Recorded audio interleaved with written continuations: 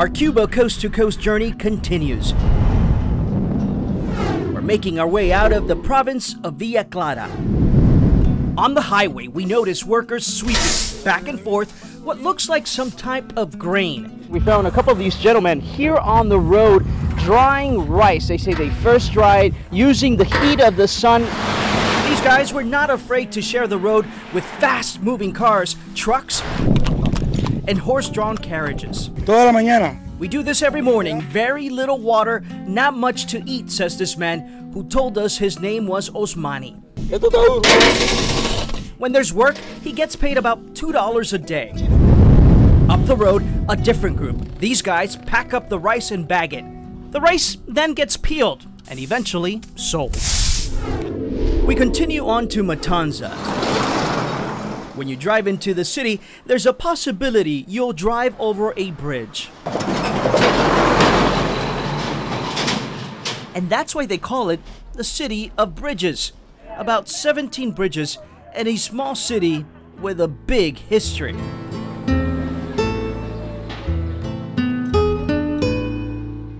It's called the Athens of Cuba because of the role it played in the country's cultural development, especially when it comes to Afro-Cuban culture.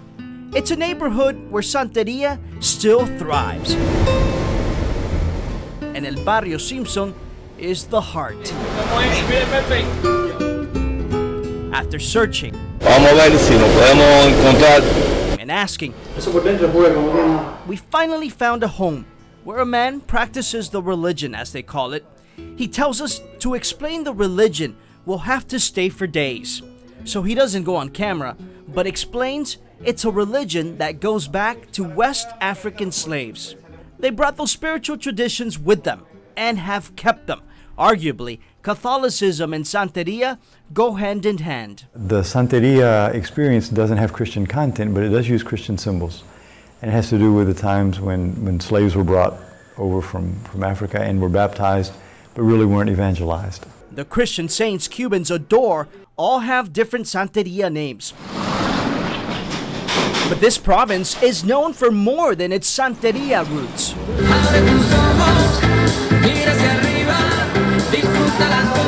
The music may not give it away. From the time you arrive, you'll notice the traffic.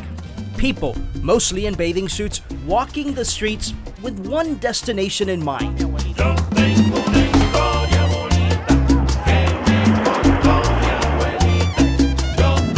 This scenery shows you why Varadero is one of Cuba's hottest destinations.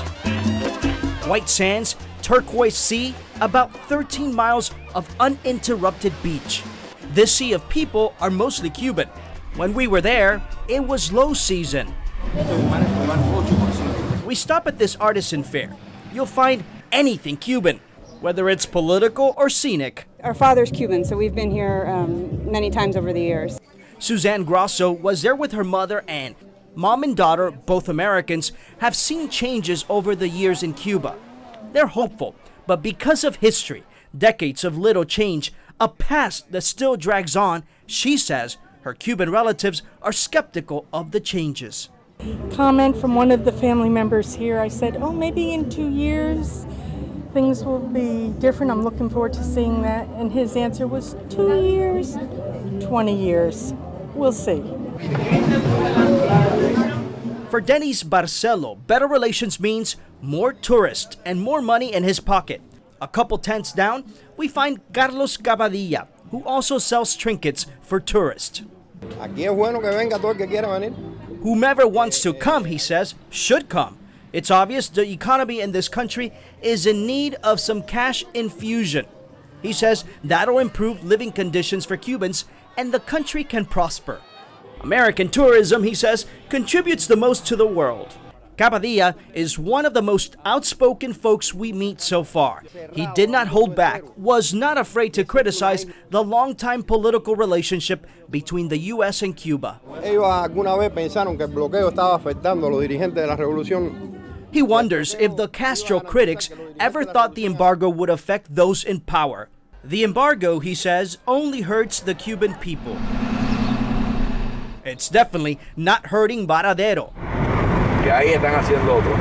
Drive a couple miles north and you cannot miss the cranes. Get up closer and you'll see the construction sites, the new hotels and resorts coming up. Stay a while and you'll start seeing tourist buses loaded with foreigners who don't mind spending cash in Varadero. In the southern part of Matanzas, there's a small town called Australia. Not much happening, but significant for a reason. Fidel entonces, de aquí. Felipe, like many Cubans, knows the town's historical importance. Cubans say it was this building during the Bay of Pigs conflict that Fidel Castro used as his command center. A pie, a caballo, en bicicleta. In school, he learned Cubans volunteered to fight and came by foot, on horse, and even used their bicycles to get to this area. This building is a reminder of the failed US-backed invasion that gave Castro a military victory and more international acclaim. One of the moments of pride in my life. Humberto Díaz Argüelles was there, now 73 years old. He remembers getting to the shores of Cuba overnight. There were so many things happening in your mind that at that young age was very difficult to digest. The Cuban immigrant was 18 years old fighting for a free Cuba. He and other exiles signed up and were trained by the CIA in Latin American countries. When we landed here, he shows us how it happened and how it all went downhill fast. It was a terrible feeling, terrible feeling. They were outnumbered, outmanned. Our battalion was 183. Not enough weapons. Everything went wrong, nothing went right. Ammunition ran out quickly. And the helicopters shooting at us, and the airplanes shooting at us, and the artillery shooting at us. And meanwhile, I was walking on the beach thinking, what's going to happen to my life? Why is this happening? And worst of all, no backup. Not one plane shot one bullet in Cuba, the United States of America, not one. The conflict lasted several days, a total of 104 men killed, 68 in combat. That's you? That's me. He shows us a picture taken 3 days after he became a prisoner of war. He's the guy in the white shirt. That was the place I had to be, and that was my duty to be there.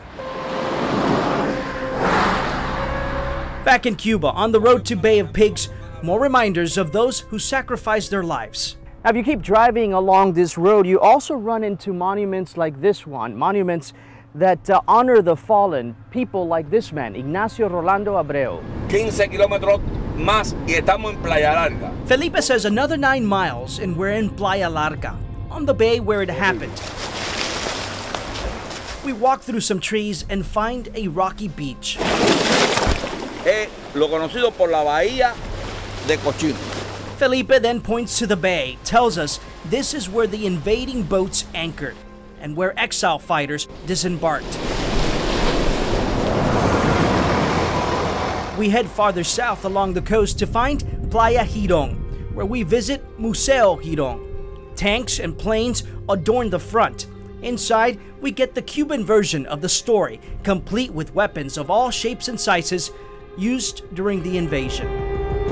Cubans fighting Cubans, each side defending ideals they thought would take their country to greatness.